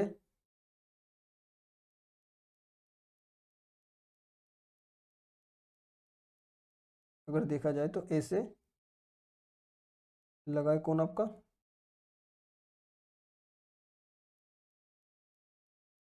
ठीक है। तो ये हिस्टोन प्रोटीन्स का ऑक्टोमर हो जाता है। ठीक है, देखो क्या होता है, मैं सिर्फ आपको जनरल आइडिया दे दे रहा हूँ। ठीक है, अब इतना डिटेल में भी एनसीईआरटी में दिया हुआ नहीं है, लेकिन क्वेश्चन कभी कभी आ जाते हैं, तो सिर्फ आप लोग ध्यान रखो कि ये इसके बारे में स्टोन के इसके दिया हुआ है कि ये इसको बोलते हैं अपन लोग ऑक्टामर। ठीक है, अपन लोग क्या पढ़ रहे हैं यहाँ पर, क्रोमेटिन मटेरियल के बारे में थोड़ा बहुत पढ़ रहे हैं डिटेल में। ठीक है, जब सेल डिवीजन स्टार्ट होता है तो आपको क्रोमेटिन मटेरियल स्टार्ट दिखने लगता है, फिर इन जनरल ऐसे ही उसका अपीयरेंस होता है अगर न्यूक्लियस में आप लोग देखते हैं तो। ठीक है, तो ये एक ऑक्टामर का सिंथेसिस कर लेता है, जो स्फेरिकल स्ट्रक्चर है दिख रहा है आपको वो ऑक्टामर है, और ये है न्यूक्लिक एसिड यानी डीएनए, जो रेड वाला स्ट्रक्चर है वो डीएनए है, और ये वाला ऑक्टामर है। अभी ऑक्टामर बेसिकली स्टोन प्रोटीन से मिलकर बनता है। ठीक है, तो स्टोन प्रोटीन को अलग अलग पार्ट में डिवाइड कर दिया, H1, H2, H2A, H2B। ठीक है, दो तरह के H2A प्रोटीन है, तो H2A, H2B, H3 और H4। ठीक है, ऑक्टामर देखो, ऑक्टा मतलब 8। ठीक है, तो 8 स्ट्रक्चर से मिलके बना होगा तो ऑक्टामर। तो इस सारे प्रोटीन को डबल कर दो आप। ठीक है, तो 4 तो है, और 4 का डबल करोगे तो 8, तो ये सारे के सारे 8 प्रोटीन मिलके बनाते ही ऑक्टामर। और जो आपको बाहर दिख रहा है वो बना लेगा H1। ठीक है, तो वो उससे अटैच होने का काम करते हैं। ठीक है, सिंपल सा स्ट्रक्चर होता है जो कि beads on string chromatin material बनाता है। फर्दर ये क्रोमेटिन कंडेंस होके सेल डिवीजन जैसे जैसे होता है, क्योंकि देखो हर वक्त आपको न्यूक्लियस के अंदर क्रोमोसोम्स नहीं दिखेंगे। ठीक है, तो ये फर्दर जो क्रोमेटिन होता है वो कंडेंस होके, ठीक है, क्रोमेटिन फर्दर कंडेंस होके स्ट्रक्चर बना लेता है, एक स्पेशलाइज स्ट्रक्चर बना लेता है जिसको बोलता है हम लोग क्या, क्रोमोसोम्स। ठीक है, एक स्पेशलाइज स्ट्रक्चर बना लेता है जिसको बोलते हैं हम लोग क्या, क्रोमोसोम्स। फिर उसका स्ट्रक्चर अपन लोग बनाते हैं सही से, तो ऐसा कहीं कहीं दिखता है आपको। यहाँ पर डिस्क लाइक स्ट्रक्चर आपको दिखेगा 2। ठीक है, जब फर्दर ये जो न्यूक्लिक जो क्रोमेटिन मटेरियल है वो फर्दर कंडेंस होके, ठीक है, सेल डिवाइड करता है, मेटाफेज वाली जो स्टेज होती है वहाँ पर आपको दिखता है। ठीक है, तो ये बना लेगा क्या, क्रोमोसोम। क्रोमोसोम। ठीक है, क्रोमोसोम कैसे स्ट्रक्चर आपको दिख रहा है। ठीक है, जो इसका जो सेंट्रल पार्ट होता है उसको बोलते हैं अपन लोग क्या, प्राइमरी कंस्ट्रिक्शन। ठीक है, वहां से जो आपको दिख रहा होगा कि थोड़ा सा कंस्ट्रिक्ट हो गया, ठीक है, थोड़ा सा सिकुड़ गया वहां से, तो उसको बोलते थे अपन लोग प्राइमरी कंस्ट्रिक्शन। ठीक है, इसी पे आपको डिस्क शेप की 2 स्ट्रक्चर दिख रही होगी, 1 2 दोनों साइड, को बोलते हैं आप लोग क्या, काइनेटोकोर। ठीक है, तो न्यूक्लियस के अंदर आपको दिखा न्यूक्लिक एसिड और स्टोन प्रोटीन्स या नॉन स्टोन प्रोटीन्स, वो पूरा मिला के बना रहा है क्रोमेटिन, जो कि beads on string like structure दिखा था आपको। ठीक है, उसके बाद में वो क्रोमेटिन मटेरियल फर्दर जब सेल डिवाइड हो रहा होता है, ठीक है, तो इन जनरल तो क्रोमेटिन वगैरह होगा न्यूक्लियस के अंदर, लेकिन जब वो सेल डिवाइड हो रहा स्टार्ट होता है तो एक स्पेशल स्ट्रक्चर दिखता है जिसको अपन लोग बोलते हैं क्रोमोसोम।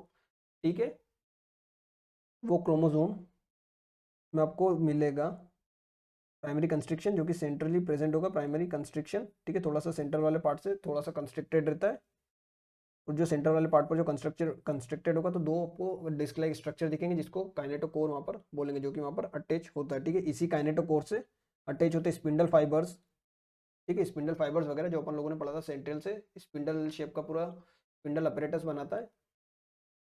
ठीक है, वो इससे अटैच होते हैं और फर्दर उसको डिवाइड करने में मदद करते हैं, जो कि अपन लोग डिटेल में सेल डिवीजन में पढ़ेंगे। ठीक है, अगर अपन बात करते हैं कि कुछ कुछ क्रोमोसोम्स में कंस्ट्रिक्शन 2 जगह आ जाते हैं। ठीक है, प्राइमरी कंस्ट्रिक्शन तो आता ही है, के अलावा एक और जगह कंस्ट्रिक्शन आ जाता है जिसको बोल देते हैं अपन लोग सेकेंडरी कंस्ट्रिक्शन, जिसको बोल देते हैं अपन लोग क्या, सेकेंडरी कंस्ट्रिक्शन। ठीक है, और ऊपर एक अलग से स्ट्रक्चर बन जाता है जिसको बोलते हैं आप लोग क्या, सैटेलाइट। ठीक है, तो सब सारे क्रोमोसोम्स में रहता है, कुछ कुछ क्रोमोसोम्स में रहता है। अपन कुछ फैक्चुअल बातें करते हैं हम लोग। ठीक है, कुछ फैक्चुअल बातें करते हैं अपन लोग कि एक ह्यूमन बॉडी में, किसी भी ह्यूमन सेल में कितने क्रोमोसोम्स होते हैं। 46 क्रोमोसोम्स होते हैं, सबको पता है, अनलेस और अनटिल कोई डिसीज ना हो। ठीक है, तो 46 क्रोमोसोम होते हैं। ठीक है, कोई अगर डिसऑर्डर ना हो तो इन 46 क्रोमोसोम्स को दो पार्ट में डिवाइड कर दिया है। जो 44 क्रोमोसोम्स होते हैं उनको बोलते हैं अपन लोग क्या, ऑटोसोम्स। और जो बचे हुए 2 क्रोमोसोम है उनको बोलते हैं अपन लोग सेक्स क्रोमोसोम, जो कि अपना सेक्सुअल कैरेक्टर डिसाइड करते हैं, ठीक है, सेक्स क्रोमोसोम, ठीक है। अब ये बेसिकली पेयर में रहते हैं, ठीक है, कैसे रहते हैं, पेयर्स में रहते हैं, ठीक है, यानी 23 के पेयर में रहेंगे, यानी 22 + X, अगर फीमेल है तो 2 X क्रोमोसोम, अगर फीमेल है तो 2 X क्रोमोसोम, और अगर मेल है एक X और एक Y सेक्स क्रोमोसोम, ठीक है, तो ऐसे अलग अलग 2 सेक्स क्रोमोसोम्स होते हैं, ठीक है। ऑटोसोम्स 44, दो पूरे के पूरे सबके सब में दोनों में सेम होंगे, मेल हो फीमेल हो दोनों में एक जैसे होंगे, ठीक है। तो 23 के सेट्स में होंगे, ठीक है, और दोनों वैसे होते हैं, ठीक है, दोनों एक दूसरे से अटैच होते हैं। तो अगर जो क्रोमोसोम होता है, ये सेंटर वाला उसका पार्ट है, ये एक क्रोमोसोम ऐसा हुआ, सॉरी, एक क्रोमोसोम ऐसा हुआ और ये एक क्रोमोसोम ऐसा होगा, ठीक है। बाद में जब सेल डिवीजन के टाइम पर यहाँ पर स्पिंडल फाइबर अटैच होंगे, एक क्रोमोसोम अलग हो जाएगा और दूसरा क्रोमोसोम आपस में अलग हो जाएंगे, ठीक है। तो 23 अलग जुड़े हुए, 23 अलग जुड़े हुए, जब सेल डिवीजन के टाइम पर ये 23 के 23 आपको अटैच दिखने लगेंगे, ठीक है। सेल डिवीजन होने के बाद में जब न्यूक्लियस भी आधा आधा डिवाइड हो रहा होगा, साइटोप्लाज्म भी आधा आधा डिवाइड होगा, ठीक है, तो आधा क्रोमोसोम इस साइड, मतलब एक क्रोमोसोम इस साइड जाएगा, एक क्रोमोसोम इस साइड जाएगा, ठीक है। तो ऐसे बेसिकली अटैच आपको दिखेंगे, ठीक है, सिंपल सा कंसेप्ट है। ये कुछ फैक्चुअल बातें, और कुछ फैक्चुअल बातें लिखी है एनसीईआरटी में, जो कि सबको पता होगी आई थिंक, कि एक ह्यूमन सेल के अंदर ऑलमोस्ट 2 मीटर का क्रोमेटिन मटेरियल होता है, या फिर 2 मीटर जितना लंबा डीएनए होता है, ठीक है। एक ह्यूमन क्रोमोसोम, एक ह्यूमन सेल के अंदर, एक ह्यूमन न्यूक्लियस के अंदर 2 मीटर इतना लंबा डीएनए मटेरियल होता है, ठीक है। तो अगर पूरी बॉडी में जितने सारे सेल्स है तो आप लोग कैलकुलेट करके देख सकते हो कि बहुत लंबा डीएनए बन जाएगा, ठीक है। कुछ फैक्चुअल बातें ये, अपन लोग वापस आते हैं एनसीईआरटी की ओर, के क्या लिखा होता है, इंटरफेस न्यूक्लियस, ठीक है। जो इंटरफेस का न्यूक्लियस होगा, इंटरफेस मतलब 2 डिवीजन के बीच में, basically nucleus of a cell when it is not dividing is highly extended in elaborated nucleoprotein fibres called as a chromatin, ठीक है। न्यूक्लियोप्रोटीन यानी न्यूक्लिक एसिड प्लस प्रोटीन वाला पार्ट, यानी डीएनए प्लस प्रोटीन, प्रोटीन कौन सा, histone और non histone protein, ठीक है। जो वहाँ पर प्रोटीन प्रेजेंट होता है उसको हिस्टोन प्रोटीन और नॉन हिस्टोन प्रोटीन बोलते हैं, ठीक है। 2 तरह के प्रोटीन होते हैं। The nuclear matrix and one more spherical bodies called as a nucleoli, ठीक है। तो न्यूक्लियस के अंदर ये 3 स्ट्रक्चर आपको मिलेंगे, कौन, न्यूक्लिक एसिड और प्रोटीन और न्यूक्लियोलाई, ठीक है। Electron microscopy has revealed that the nucleus envelope which consist of a 2 parallel membrane with the space between called as a perinuclear space. Obvious सी बात है, 2 मेम्ब्रेन है, 2 मेम्ब्रेन के बीच में आपको एक स्पेस मिलेगी, ठीक है। 2 मेम्ब्रेन अपन लोगों ने जब यहाँ पे बात की थी, 2 मेम्ब्रेन है, 2 मेम्ब्रेन के बीच में स्पेस मिलेगी, ठीक है, जिसको बोलोगे आप लोग क्या, पेरीन्यूक्लियर स्पेस, ठीक है। forms a barrier between the material present inside the nucleus and that of the cytoplasm. The outer membrane usually remains continuous with the endoplasmic reticulum, ठीक है। outer membrane continuous होती है endoplasmic reticulum के यानी rough year के साथ में, और आउटर मेम्ब्रेन पर भी राइबोसोम्स प्रेजेंट हो सकते हैं, also bears ribosomes in it, also bears ribosomes in it. ये बहुत इंपॉर्टेंट लाइन है, ध्यान रखना, बच्चे बहुत गलती करते हैं, सिर्फ लगता है कि राइबोसोम्स कहाँ पर प्रेजेंट हो सकते हैं, साइटोप्लाज्म में और रफ ईयर में, लेकिन outer membrane, outer nuclear membrane पर भी प्रेजेंट हो सकते हैं at a number of places, ठीक है। At a number of places the nuclear envelope is interrupted by minute pores which are formed by the fusion of two membranes, ठीक है। 2 membranes का फ्यूज होने की वजह से अपन लोगों ने बात की कि बनेगा न्यूक्लियर पोर, जहाँ पर एक्सचेंज ऑफ सब्सटेंस होगा। These nucleic pores are passage through the movement of RNA protein molecule takes place in both directions, ठीक है, दोनों डायरेक्शन में मूव करेगा, सिंपल सी बात है, between the nucleus and cytoplasm. Normally there is only one nucleus per cell, ठीक है। Generally एक न्यूक्लियस होता है एक सेल्स में, लेकिन वेरिएशंस हो सकते हैं, ठीक है, मल्टी न्यूक्लिएटेड कंडीशन भी हो सकती है, ठीक है। यहाँ पर मैं आपको क्लियर कर देता हूँ कि जो मल्टी न्यूक्लिएटेड कंडीशन होती है वो 2 तरह की होती है, एक को बोलते हैं आप लोग क्या, सिनोसिटिक कंडीशन, और एक को बोलते हैं सिनकाइटियम कंडीशन। सिनोसिटिक मतलब सिंपल से कंसेप्ट है कि जब न्यूक्लियस का डिवीजन हो जाए, मतलब कैरियोकाइनेसिस हो जाए और सेल डिवाइड ही नहीं कर रहा है, ठीक है, तो उसमें बहुत सारे लगेगा कि बहुत सारे न्यूक्लियस डिवाइड हो चुके हैं।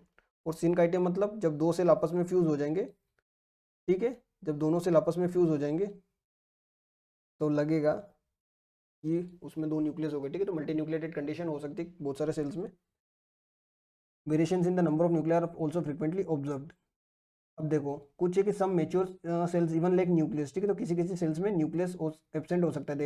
Erythrocytes of the many mammals and sieve tubes of the cells of the vascular plants, इनको इनमें न्यूक्लियस एब्सेंट हो सकता है, ठीक है। तो एरिथ्रोसाइट्स वगैरह में क्वेश्चन आया हुआ भी है कि एरिथ्रोसाइट में न्यूक्लियस एब्सेंट क्यों होता है, क्योंकि वहाँ पर जनरली न्यूक्लियस और दूसरे ऑर्गेनिल्स वगैरह एब्सेंट होते हैं, ठीक है। क्योंकि वहाँ पर हीमोग्लोबिन वगैरह की इजीली मतलब ज़्यादा स्पेस मिल जाएगी वहाँ पर को फिल्डअप होने के लिए, ठीक है। तो न्यूक्लियर मैट्रिक्स और न्यूक्लियोप्लाज्म, न्यूक्लियर मैट्रिक्स को न्यूक्लियोप्लाज्म बोलते हैं। साइटोप्लाज्म जब सेल का जो कंटेंट है उसको साइटोप्लाज्म, ठीक है, उसके मैट्रिक्स को बोलते हैं the contents the nucleolus and chromatin, ठीक है। वहाँ पर क्या होगा, न्यूक्लियोलस और क्रोमेटिन होगा, पता है। द न्यूक्लियोला स्फेरिकल स्ट्रक्चर होते हैं present in the nucleoplasm. The content of nucleolus is continuous with the rest of the nucleoplasm as it is not membrane bound, ठीक है। ऑब्वियसली बात है कि जो न्यूक्लियोलस होता है वो मेम्ब्रेन बाउंड स्ट्रक्चर नहीं होता है, तो उसका जो कंटेंट होगा न्यूक्लियस के साथ में ही मिक्सड अप रहेगा। It is a site for the active ribosomal RNA synthesis, ठीक है, यानी आरआरएनए का सिंथेसिस करवाता है। The large and more numbers nucleoli are present in the cells actively carrying out protein synthesis, ठीक है। तो वो सेल्स जिनमें प्रोटीन सिंथेसिस ज़्यादा होता है वहाँ पर न्यूक्लियोलस भी ज़्यादा मिलेगा, ठीक है। सिंपल सा कंसेप्ट है। You may recall that the interface nucleus has a loose and indistinct network of nucleoprotein fibers called as a chromatin. But during different stages of cell division, the cells show structural chromosomes in the place of nucleus, ठीक है। तो nucleus में बहुत सी बार आपको chromosomes वगैरह दिखेंगे। At the metaphase stage में clearly ये आपको दिख जाएंगे, ठीक है। यहाँ पर 2 क्रोमोसोम्स दिख रहे होंगे, 1 2, ठीक है, जो कि किससे बीच में काइनेटोकोर्स वगैरह से अटैच है। जब सेल डिवीजन के टाइम पर दोनों क्रोमोसोम एक दूसरे से अलग हो जाएंगे, ठीक है, जब डिवाइड हो रहा होगा cell. The chromatin contains DNA and some basic proteins called as histone, ठीक है। तो हिस्टोन कैसे प्रोटीन होते हैं, बेसिक प्रोटीन होते हैं। Some non histone proteins are also and RNA, ठीक है। तो क्रोमेटिन में क्या क्या चीज़ें मैंने आपको बताया कि डीएनए, आरएनए और प्रोटीन्स वगैरह, स्टोन्स और नॉन स्टोन्स, ठीक है। A single human cell is approximately 2 metre long, 2 metre long एक डीएनए होता है एक सेल में, ठीक है। एक सेल में बताया, पूरी बॉडी का नहीं बता रहा हूँ, सिर्फ एक सिंगल सेल में है ना, ध्यान रखना। Among it's 46 chromosomes. You will study the details of the DNA packaging in the form of chromosome in the chapter number 12 में ज़्यादा अच्छे से पढ़ोगे। जो ऑक्टामर वाला स्ट्रक्चर है वो भी एनसीईआरटी में 12th में दिया हुआ है, ठीक है। उसमें इतना डिटेल में नहीं दिया हुआ कि कौन कौन से स्टोन प्रोटीन्स होते हैं, लेकिन 12th में उसको दिया हुआ है। The every chromosome visible only in the dividing cells, ठीक है। डिवाइडिंग सेल्स में दिखेगा, मेटाफेज स्टेज में दिखता है जनरली क्लियरली, ठीक है। तो कभी भी पूछेंगे कि क्रोमोसोम कब दिख रहा है, तो मेटाफेज स्टेज में दिख रहा है, ठीक है। क्वेश्चन भी पूछा हुआ क्वेश्चन में से एक है। Essentially as a primary construction, जिसको बोलोगे आप लोग क्या, सेंट्रोमियर, ठीक है। जो प्राइमरी कंस्ट्रक्चर है उसको सेंट्रोमियर बोलते हैं। On the sides of which disc shape का स्ट्रक्चर होता है, जिसको बोलते हैं kinetochores are present. The centromere holds the 2 chromatids of the chromosome, ठीक है। तो बेसिकली एक क्रोमोसोम को जब डिवाइड करता है तो जब न्यूक्लिक मटेरियल भी डबल होता है, ठीक है, न्यूक्लिक मटेरियल डबल होता है रेप्लिकेट करके, तो उसके जो क्रोमोसोम के स्ट्रक्चर हो जाते हैं, ठीक है, एक के 2, तो उसको क्रोमेटिड्स बोल देते हैं। सिंगल को क्या बोलते थे, क्रोमेटिड, ठीक है। तो क्रोमेटिड क्रोमेटिन जैसा नहीं होता, ठीक है, दोनों अलग स्ट्रक्चर होता है, ठीक है। जब क्रोमेटिन वगैरह डेंस होगा तो क्रोमोसोम बनाएगा, और एक क्रोमोसोम जब रेप्लिकेट कर जाएगा, फिर डीएनए जब रेप्लिकेट कर जाता है तो वो सिस्टर क्रोमेटिड्स बना लेता है, ठीक है। 2 क्रोमेटिड्स बना लेता है एक क्रोमोसोम के अंदर, ठीक है। आया कंसेप्ट समझ में, जो कि फर्दर जब डिवाइड करता है तो इन्हीं क्रोमेटिड्स को अपन लोग क्रोमोसोम बोल देते हैं, है ना। Based on the position of a centromere, अब देखो इसी सेंट्रोमियर की पोजीशन पर क्रोमोसोम्स को अलग अलग पार्ट्स में डिवाइड किया हुआ है, बेसिकली 4 पार्ट में डिवाइड किया हुआ है, ठीक है। जो सबसे पहला आपको दिख रहा है वो है मेटा सेंट्रिक टाइप का क्रोमोसोम, फिर बोलेंगे सब मेटा सेंट्रिक टाइप का क्रोमोसोम, फिर बोलेंगे एक्रो सेंट्रिक टाइप का क्रोमोसोम, और यहाँ पर आएगा टीलो सेंट्रिक टाइप का क्रोमोसोम, ठीक है। तो सेंट्रोमियर की क्या पोजीशन है किसी भी क्रोमोसोम के अंदर, अगर सपोज करो ये क्रोमोसोम है, यहाँ पर सेंट्रोमियर बीचों बीच में है। एक क्रोमोसोम है जिसमें थोड़ा सा साइड पर है, एक क्रोमोसोम है जिसमें बिल्कुल किनारे पर है, और एक क्रोमोसोम है जो तो बिल्कुल ही ज़्यादा किनारे पर है, बिल्कुल ही एंड पोजीशन पर, बिल्कुल टर्मिनल पार्ट पर है, ठीक है।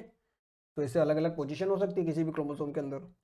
तो वो क्रोमोसोम जिसमें बिल्कुल बीचों बीच में पार्ट में, मतलब एक आर्म और दूसरा आर्म, ठीक है। अगर किसी पार्ट को आप लोग बीच में से पकड़ोगे तो उसका एक आर्म दूसरा आर्म, ठीक है, तो वो दोनों इक्वल हो जाएंगे, ठीक है।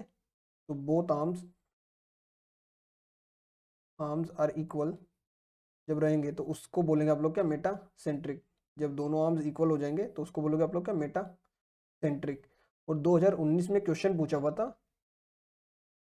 कि अपन लोग डिस्कस करते हैं थोड़ी देर से, जो अगला है जो थोड़ा सा सेंटर से शिफ्टेड रहेगा, ठीक है, थोड़ा सा इधर की साइड या फिर थोड़ा सा इधर की साइड शिफ्ट हो सकता है, ठीक है। तो ऐसे क्रोमोसोम्स को बोलेंगे सब मेटा सेंट्रिक। तो अब इसमें दो आर्म हो गया, ठीक है। जो ये वाला आर्म होगा वो लॉन्ग आर्म हो जाएगा और जो ये वाला आर्म होगा वो शॉर्ट आर्म हो जाएगा, ठीक है। एक हो जाएगा लॉन्ग आर्म, एक हो जाएगा शॉर्ट आर्म, ठीक है। इस केस में जो लॉन्ग आर्म होता है को बोलते पी, को बोलते क्यू, और ये क्वेश्चन पूछा हुआ था, ठीक है। ये लॉन्ग आर्म को पी बोलते हैं और शॉर्ट आर्म को क्यू बोलते हैं। 2019 में सिंपल सा क्वेश्चन पूछा हुआ था, ठीक है। थोड़ा सा एक्स्ट्रा एज है, एनसीईआरटी में तो दिया हुआ नहीं है, ठीक है। तो इसीलिए अपन बोलते हैं कि मेटासेंट्रिक में पी के बरोबर होगा क्यू, यानी लॉन्ग आर्म और शॉर्ट आर्म तो इक्वल होगा क्योंकि दोनों आर्म की लेंथ तो इक्वल है, ठीक है। सब मेटासेंट्रिक में पी बड़ा होगा क्यू से, ठीक है। जो एक्रोसेंट्रिक होगा, ठीक है, जो एक्रोसेंट्रिक होगा उसमें और थोड़ा ज़्यादा शिफ्ट हो जाएगा, जो और ज़्यादा शिफ्ट हो जाएगा, ठीक है। तो जिसमें पी होगा वो काफ़ी बड़ा हो जाएगा, पी जो होगा वो काफ़ी बड़ा हो जाएगा। और जो टीलोसेंट्रिक होगा उसमें तो क्यू एब्सेंट हो जाएगा ऑलमोस्ट, ठीक है। क्यू ऑलमोस्ट एब्सेंट हो जाएगा, या फिर अगर लिखे कि पी काफ़ी ज़्यादा बड़ा है तो वो भी सही है, ठीक है। तो चार तरह के होते हैं on the basis of position of centromere, ठीक है, सेंट्रोमियर की पोजीशन पर या फिर प्राइमरी कंस्ट्रक्शन के पोजीशन के हिसाब से, ठीक है।